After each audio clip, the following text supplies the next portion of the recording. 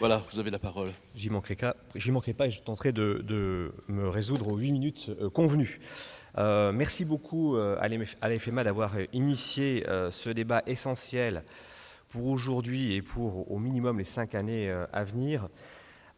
C'est avec beaucoup d'incomplétude que je vais vous livrer quelques éléments, quelques idées forces de ce groupe 4 qui s'est penché sur la question de la société sensibilisée, accueillante et à l'écoute, avec un certain nombre d'ailleurs de points de convergence par rapport à ce qui vient d'être dit, que je soulignerai peut-être en cours de route. Ce débat du groupe 4 m'a fait penser à ceux qui avait eu lieu en France autour de la société du Caire, et qui d'ailleurs avait souvent été assez mal traduit, mal compris et un peu galvaudé. Et néanmoins, on a vu se dessiner au cours des différentes interventions un rappel de l'intérêt des deux dimensions du Caire, une dimension plus microsociologique, c'est la dimension du prendre soin dans l'intimité de la relation entre un patient, une personne et son environnement, qu'il s'agisse de la famille, des proches ou des professionnels. Et puis, deuxième dimension, qui est le care au sens macrosociologique, c'est-à-dire le souci d'une société à l'égard d'une population donnée et l'intérêt qu'elle porte au destin de ces populations, des populations au pluriel, comme l'a rappelé notamment Agathe Gestin. Et l'idée ici, c'est de savoir comment sans doute protéger ces populations, mais pas seulement.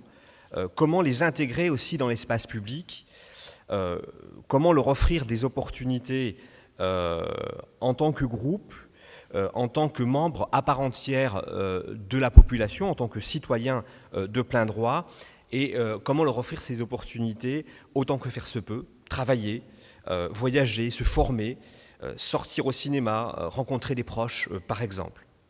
Et là, nous sommes sur le registre des réponses collectives par les politiques publiques, mais aussi par le marché, et également par les acteurs de l'économie sociale et solidaire et les associations qui s'organisent en tant que composantes d'une société ayant pour vocation à produire un peu plus d'humanité. Le premier constat est qu'en France, les articulations entre ces deux niveaux, ces deux dimensions, le micro, le vécu au quotidien, et puis le macro, le cadre politique, les produits, les services, les activités font parfois défaut. Et une des recommandations pourrait justement consister à favoriser l'innovation sociale, mais aussi la recherche, à partir des liens forts qui peuvent se tisser entre ces deux niveaux du care. D'où l'intérêt du groupe 4 pour la valorisation du travail des interfaces et des plateformes entre les malades, les familles, les professionnels et les décideurs publics et privés. Cela peut induire, par exemple, l'apprentissage des méthodes d'advocacy, de plaidoyer, dans ces plateformes, dans les groupes de soutien, dans les groupes de parole, comme le bistrot mémoire qu'on a évoqué et dont a parlé donc Irène Sipos, afin que les décideurs publics, décideurs politiques, mais aussi les administratifs, au niveau local comme au niveau national, puissent prendre conscience du vécu des personnes et de leurs besoins. La question ici se pose de passer du cap de rassembler à celui de faire mouvement, c'est-à-dire découvrir que l'on n'est pas seul, que l'on peut structurer une parole collective pour se faire entendre et changer son environnement directement, mais aussi agir sur les conditions politiques de son intégration. Cela induit par exemple les transferts de connaissances en matière de communication et de prise de parole, avec des expériences intéressantes comme Educate Manchester ou le Scottish Dementia Working Group, qui réunit depuis 2002 des personnes atteintes de démence qui ont appris à parler pour elles-mêmes et à exprimer leurs besoins en public. Alors une petite suggestion, c'est que l'an prochain, ou à la prochaine édition, on fasse un duo avec quelqu'un qui est elle-même, qui a vécu les problèmes de handicap. Il faudrait s'y prendre un peu plus à l'avance, mais ça pourrait être intéressant. Voilà, je suis prêt à partager du coup la tribune, très volontiers. Le travail aussi sur la communication doit intégrer les autres, ceux qui, dans l'environnement, sont avec les personnes. Donc les professionnels, les familles, mais aussi par exemple les commerçants, afin qu'ils puissent eux aussi s'adapter et adapter leurs outils et leurs modes de communication. On passe alors d'une dimension un peu condescendante, où l'on donne la parole, à une dimension proactive, où les populations prennent la parole, mais aussi où elles contribuent à élaborer elles-mêmes une partie des réponses.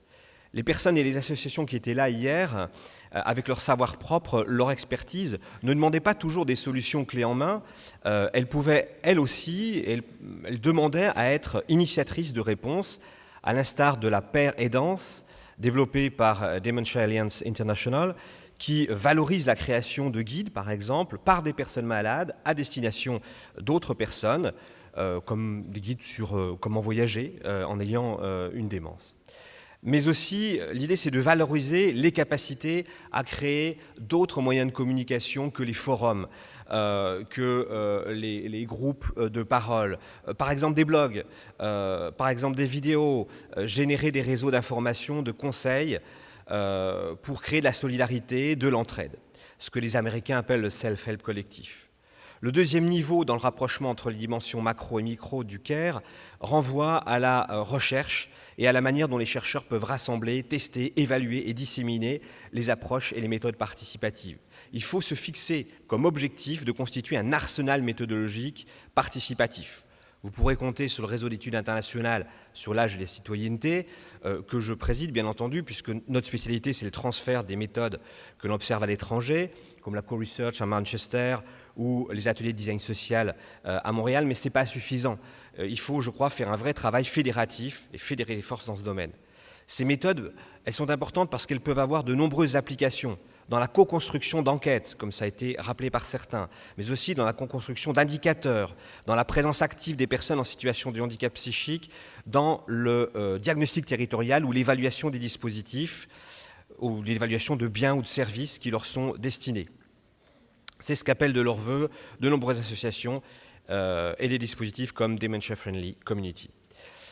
Et c'est bien d'un combat dont on parle. Il convient d'insister ici sur les spécificités des publics en situation de handicap cognitif, comme l'a rappelé Jacques Fromantier, pour la maladie d'Alzheimer, qui est une maladie du dire, où souvent le malade n'a plus le droit à la parole avant même que celui-ci en manque vraiment, comme le disait Geneviève Larocque. Ça nous renvoie à un second point qui est l'impérieuse nécessité d'une communication à deux niveaux. Sur le plan culturel, on a rappelé l'importance des représentations par rapport au handicap, à la fois pour les proches, la famille et les professionnels, mais aussi pour le grand public qui est un peu distant de la maladie.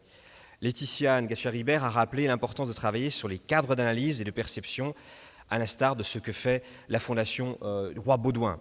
D'où l'intérêt de se situer sur ce terrain, et ça dès le plus jeune âge, comme l'a rappelé Jacqueline Gossens, avec le travail mené sur les livres traitant du handicap cognitif auprès de jeunes écoliers, de collégiens, de lycéens, d'étudiants de différents âges, qui constitue un jury littéraire tous les ans dans le cadre du prix Chronos. Et depuis sa création, ce prix a rassemblé 500 000 jeunes. L'idée, c'est d'étendre les initiatives autour des représentations à d'autres catégories, comme les jeunes professionnels au contact avec les personnes âgées, et essayer de mesurer les effets de ces campagnes, à la fois sur ces personnes-là, mais aussi par capillarité, par effet induit sur l'entourage, et de regarder comment ces jeux de représentation évoluent dans le temps.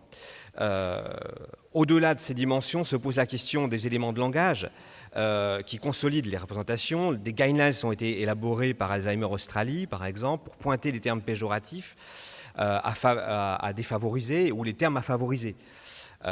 Nous passons ici de l'action sur les représentations à une approche lexicologique du contexte culturel plus ou moins favorable à l'intégration des populations en situation de handicap. Et on passe aussi des actions de sensibilisation à des actions d'éducation, selon Kate Schaeffer. Au-delà de ces premières dimensions, Irène Sipos a insisté sur la nécessité des actions d'information. Je n'y reviendrai pas, on en a parlé tout à l'heure, mais ce qui était intéressant, c'est qu'elle a parlé aussi de l'information sur les moyens d'investir l'espace public au-delà des murs et des institutions à domicile. Et sur le plan structurel, différents témoignages soulignent la nécessaire mobilisation des acteurs de proximité pour permettre aux personnes en difficulté cognitive de rester intégrées dans la cité. Structurellement, ça se traduit par des efforts d'adaptation du bâti. On a parlé tout à l'heure d'un certain nombre d'initiatives, comme les crèches à proximité des écoles. Mais les intervenants ont insisté sur l'importance aussi d'y mettre des moyens humains pour ancrer ces infrastructures dans des projets pédagogiques durables et de long terme. Là aussi, un retour d'expérience et la mise en place de méta-analyses sur les effets des politiques structurelles et des politiques culturelles par rapport à cette diversité des âges et du vécu a été en fait souligné. Dernier point, et je crois qu'il faut le souligner, avec notamment les témoignages d'Alice Coquelet et d'autres intervenants. L'idée, c'est de faire émerger des diversités d'initiatives pour éviter le modèle du one size fits for all, c'est-à-dire le modèle à taille unique. La diversité des vécus et des trajectoires induit que nous ayons des modélisations plurielles, et c'est un des points qui a été rappelé. Dernière seconde, on a appelé tous, je crois, à ce que l'université puisse tester, et la recherche puisse tester un certain nombre de modèles, mais que les acteurs, les décideurs publics et privés puissent permettre aussi de développer ces modèles sur la base des expérimentations qui ont été faites. Merci. Merci à vous.